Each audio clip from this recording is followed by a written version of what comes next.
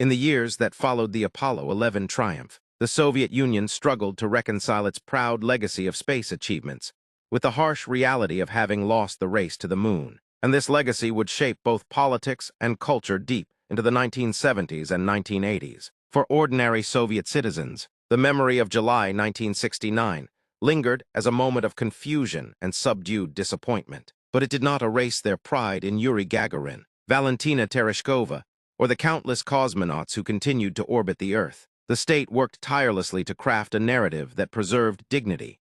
Propaganda reminded people that the USSR had been first in space, first in orbit, and first to master long-term habitation with Salyut space stations. In textbooks, Apollo was mentioned as an impressive but fleeting gesture, while Soviet missions were framed as laying the foundation for humanity's permanent future beyond Earth. Yet the symbolic loss could not be fully hidden, especially among younger generations who admired the boldness of the American astronauts. In universities, whispers spread that perhaps the capitalist system was not as weak or backward as official ideology insisted, and this subtle shift in perception would echo later during the period of glasnost and reform. For the leadership, the long-term strategy was not to chase America's lunar glory, but to redefine the frontiers of space exploration. The Soviet Union poured resources into space stations, building the Salyut series and later the iconic Mir, projects that truly did push the boundaries of science and endurance. These programs allowed the USSR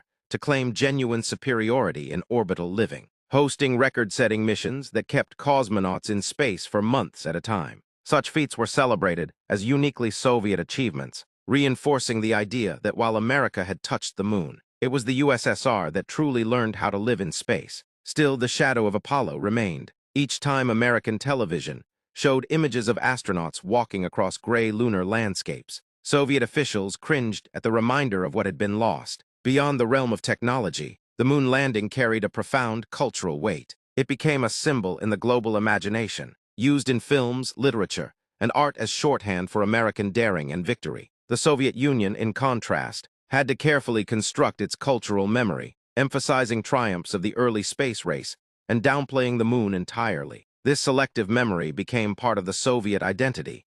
To be proud of being first in orbit, to celebrate Gagarin as a timeless hero, but to quietly avoid comparisons when the moon was mentioned. Internationally, the Apollo victory weakened Soviet prestige among both allies and rivals, signaling that the United States possessed not only wealth, but the capacity to marshal its resources for breathtaking achievements. Diplomatically, it nudged countries in the developing world to look more admiringly toward Washington, while Soviet officials doubled down on promises of solidarity and technological partnership to maintain their sphere of influence. Yet ironically, Apollo also inspired cooperation. By the 1970s, as détente cooled tensions, the Soviet Union agreed to participate in the Apollo-Soyuz test project, a symbolic handshake in space that would have been unthinkable in the heat of the moon race. This collaboration demonstrated that even bitter rivals could meet among the stars, and for many Soviet citizens, it was a point of quiet pride that their cosmonauts could stand as equals with the Americans in orbit. By the time the Soviet Union entered its final decade,